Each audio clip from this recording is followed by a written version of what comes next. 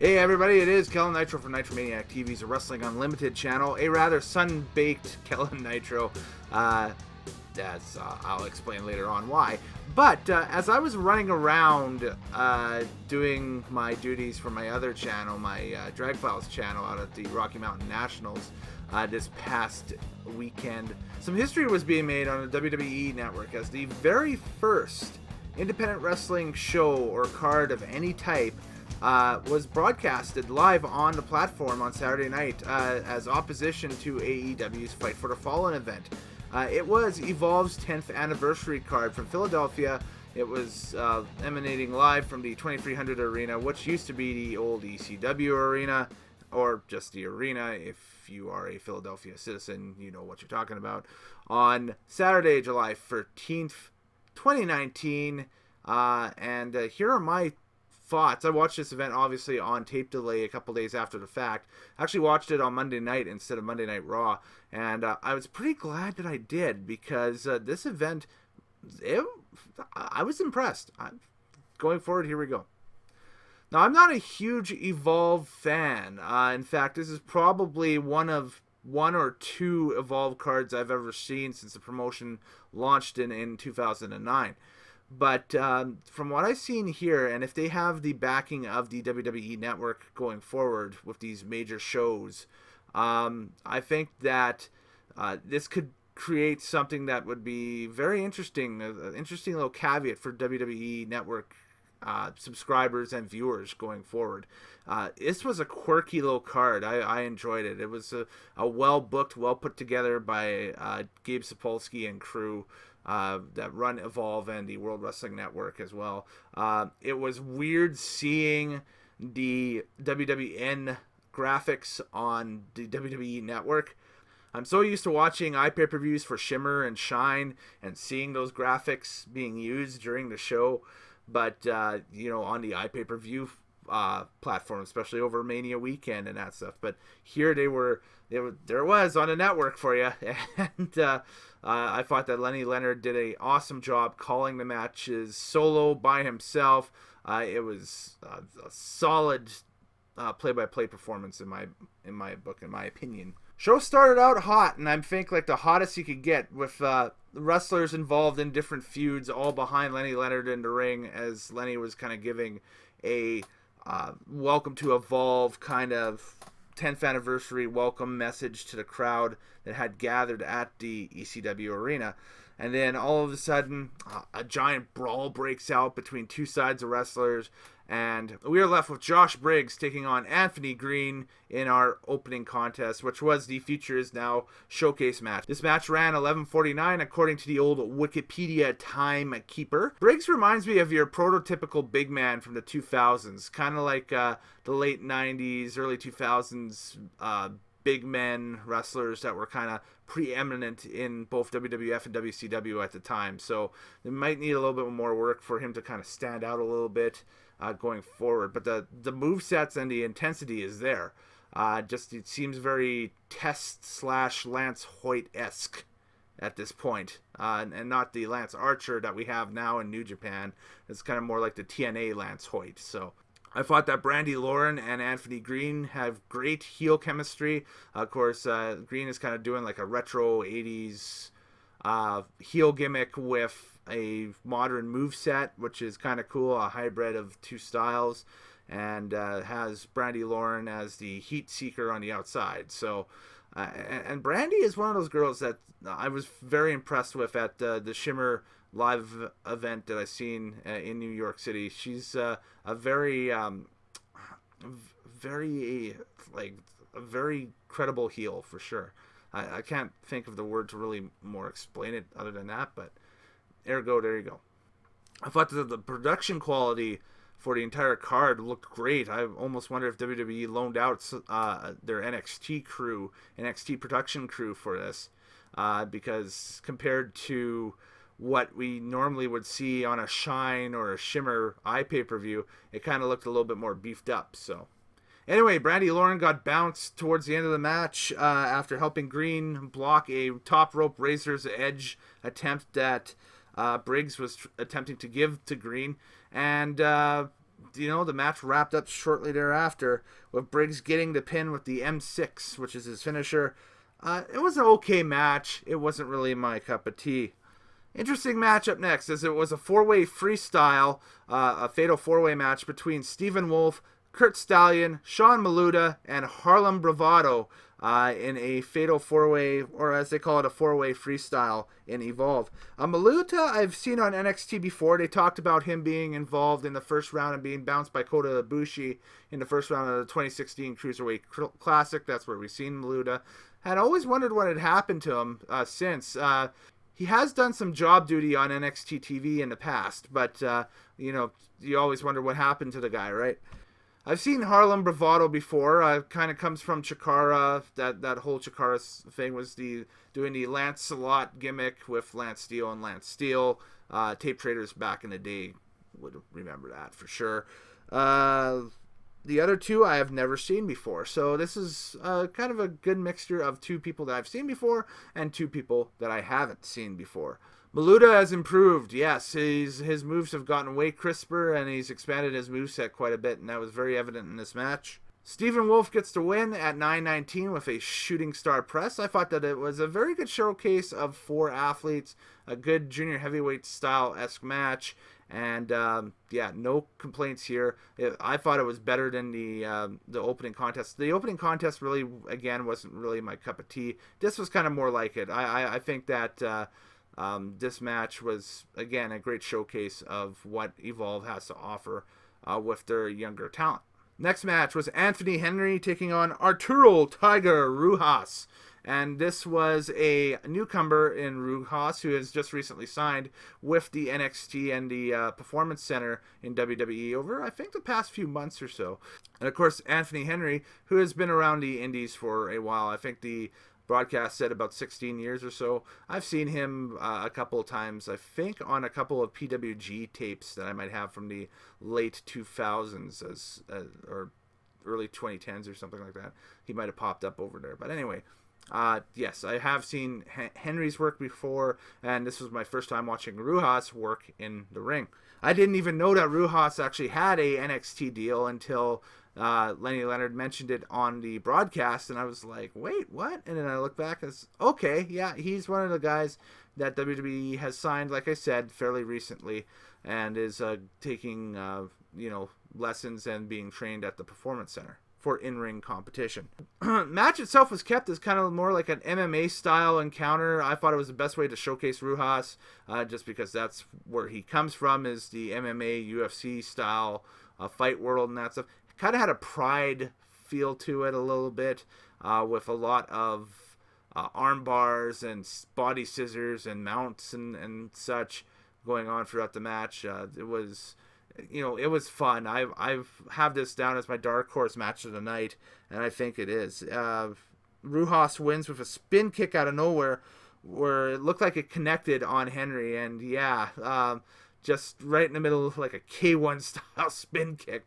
One that would even make Aleister Black proud. So, hey, that was a hell of a finish for sure. So, next match on the docket was a no disqualification match between two women, Brandi Lauren once again, taking on Shotzi Blackheart. So it was great to see Shotzi get a crack on some action at the WWE Network level. And so more people could check her out, and I'm sure her Twitter following and Instagram following went up quite a bit after the card on the weekend, for a lot of people seeing her the first time. I've seen her twice now, of course, going back to Shimmer 91 in Orlando and Shimmer 113 in New York City this past April. So, and again, we spoke about Brandi Lauren very briefly off the top in that opening contest. And two Shimmer girls can't go wrong with either. Both of them are excellent little workers. I had never heard of Natalia Markova, but apparently she is a female heel wrestler with Evolve, and she was involved off the top of the contest by doing Lauren's dirty work and beating down Blackheart enough to, kind of give the illusion that Lauren was just going to strut in there and get the 1-2 free count. Shotzi fights back, dives on both of them onto the outside, and the proper no disqualification match between Lauren and Blackheart begins. Shotzi misses a plancha onto a pyramid of chairs on the outside where she had propped Lauren up, and kind of dives headfirst into the chairs, and ouch. That was the oh my god bump of the night. And you've seen gifs of it. That's a one way to get eyeballs on you and your product for sure. A very ugly bump. Thankfully, it looked like that. I think the worst that Shotzi got out of this match was in the first opening few minutes after the beatdown by Markova. She might have had a broken nose from some point in the match. So, perhaps she's lucky that she got away with just what she got away with. But yeah, that was your ECW holy shit moment of the night. The finish to me was kind of lackluster, but it was kind of after that whole deal that I spoke of with the plancha through the chairs on the outside, where Lauren wore out a kendo stick on Blackheart in the ring and just covered her for the 1-2 free count. So the match time for that ran about 9 minutes and 49 seconds. And can we have a death match between both of them? Possibly. Maybe along the same lines. It depends, or maybe even a steel cage match. It's up to the Evolve bookers where they want to go next with this. This was incredible. Both women brought it, and it was a great match. Next match, Colby Corino taking on Babatunde. Last time I saw Corino was in a heel stable in Ring of Honor in about the springtime of 2014. He was with Hangman Adam Page at the time, and I think it was as part of that Scum stable with Corino, with Steve Corino, the elder Corino, and Kevin Steen, Kevin Owens. I think that was maybe just the two that was involved in there. Maybe BJ Whitmer as well. I've seen him off and on Ring of Honor programming and that stuff. And then, kind of falling back from watching Ring of Honor a little bit and then jumping back in about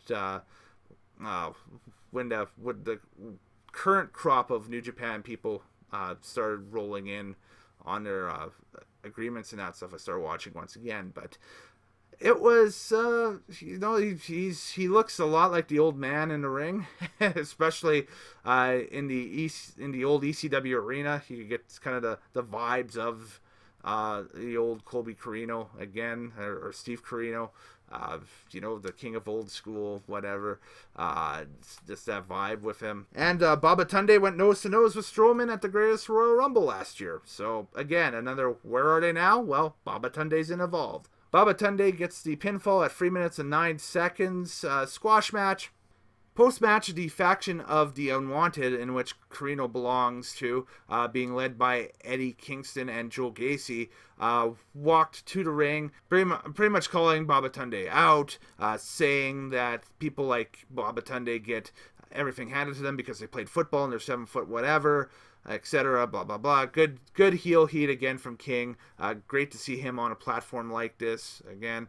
And then they get up on the apron to surround Babatunde as if they were going to attack, but then the Skulk, who are the challengers for the Evolve Tag Team Championship, I should say, AR Fox and Leon Ruff, their music hits and their entourage just runs right to the ring as well.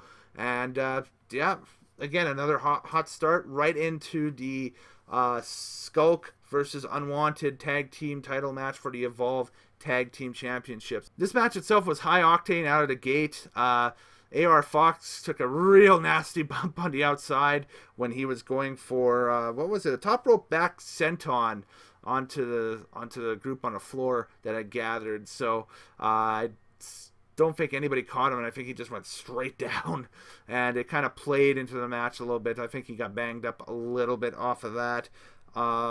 It was an out-of-control fight under relaxed rules. I like that term. I hope they use that in more kind of no disqualification or not even no disqualification tags going forward. Just, explain it as, hey, rules here are kind of relaxed, going forward, and it makes more sense. Fox nails a 450 for the pin, and we got new Evolve Tag Team Champions. And one impressed dude right here with all 4 of them. It's always great to see Kingston get a crack at something like the WWE Network and a big card on the WWE Network, and have his notoriety and his household name expand a little bit. Like we're talking about him, he's kind of one of the big 4 out of Chikara that really established Chikara in its early days.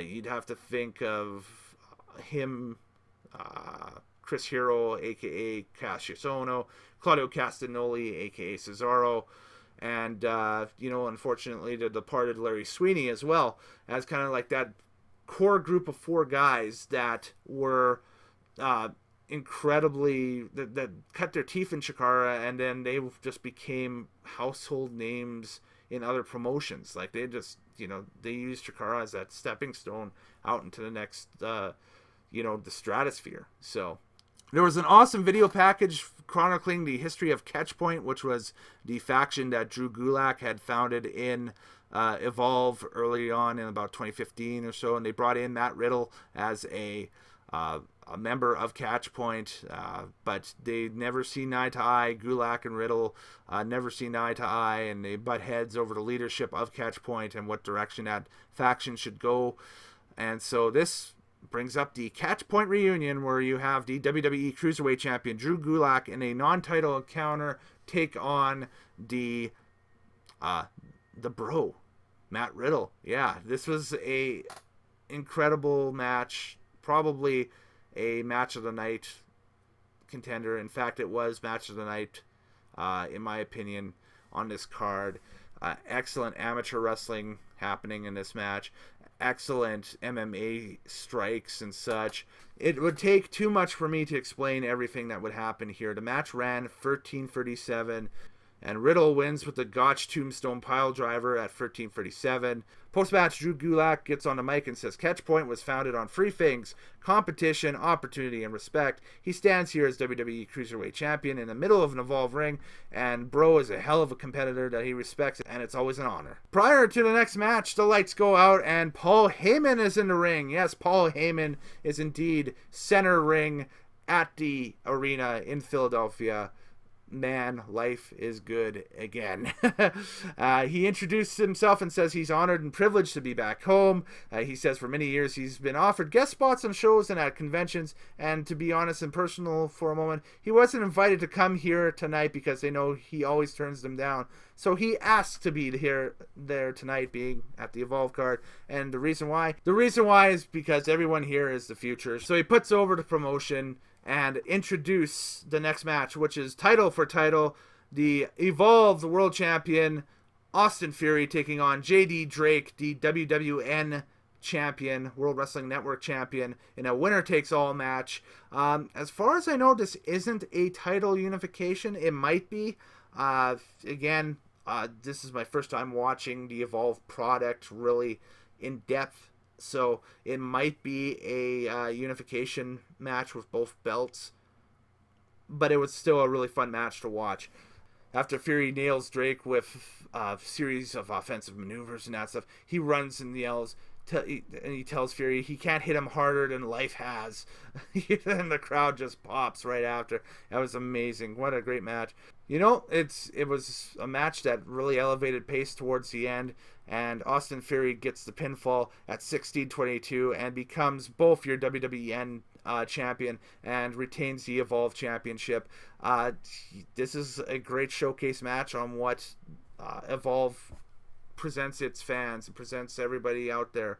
Again, take a look at this match, and remember to name Austin Theory and JD Drake as well, because I have a feeling that both these guys are going to be making waves potentially in NXT in the coming weeks, months, and years. The Viceland documentary, The Wrestlers, that kind of profiled Evolve here, that aired about a month ago or so, is a great watch, and it features Austin Theory and kind of goes into his life story a little bit. So yeah, definitely go check that out, and it gives you more of a background to who this guy is. But yeah, this kid, probably about 10 years time, is going to be maybe semi-main event to main event scene in WWE. If there is a WWE that we know of in 10 years' time, we'll have to wait and see. But post-match, Fury gets on the mic and says everyone knows Evolve is where it's at, and they're going to try their hardest to get here and chase their dreams. He drops the WWN Championship and steps on it and realizes that the Evolve Championship symbolizes that your dream has to go through him. He says he's the measuring stick and a real superstar, so there we go. I guess that answers the question. If it was a title unification or not, that's it right there. Forgot I had that in the notes. Whoops. When they came back up, Josh Briggs is standing behind Fury. Chokeslam. Briggs holds the Evolve World Championship high, so of course that sets up Fury and Briggs for somewhere down the line for the Evolve title. Then the main event, the singles match for the NXT Championship. Adam Cole taking on Akira Tozawa. Great back and forth encounter. Tozawa, of course, has some history with Evolve. At one time being named both Dragon Gate USA and WWN MVP of the year some years back, as voted on by the fans. And, a well-liked name. And, of course, Adam Cole had wrestled for Evolve as well before jumping over to NXT. It still comes back with the Undisputed Era from time to time to wrestle matches on Evolve cards. Actually, a really great match. Good junior heavyweight style encounter. Match lasted about 13 minutes and 15 seconds. Adam Cole wins by pinfall via the last shot, retaining the NXT Championship. And of course, in the final moments of the match, Johnny Gargano showed up at the building and made his way ringside as well. And so there was a standoff between the two of them, kind of building up what will be another match between the two of them at NXT in Toronto during SummerSlam weekend for the NXT title. Again, Cole has kind of slid in there as kind of the perfect opponent while Ciampa's been hurt for Gargano and the NXT title, I think. And this match here actually surprised me quite a bit. I was expecting, maybe a 7 or 8 minute squash or something. Again, I didn't look at the card beforehand or anything. So wrapping it up out of 10 for the Evolve's 10th anniversary, Evolve 131. I'll give this card a 7 out of 10. For its major WWE Network debut, I thought this was a great, I guess, quote-unquote pilot to run. I know it was a huge celebration card for those who follow the product and are really hardcore into it. I enjoyed it. I enjoyed watching it. I thought with the improved production quality and that stuff, I think this is only the beginning for Evolve and WWE. All right, stay tuned. There's tons more wrestling from this weekend, and I'll throw my opinions out on and that stuff. Later days, happy wrestling watching. We got Fight for the Fallen. We got Extreme Rules still coming up. And I'm still one tired cowboy. Oh, man. Jeez, my tongue's hanging out. All right, later days, happy wrestling watching, guys. See ya.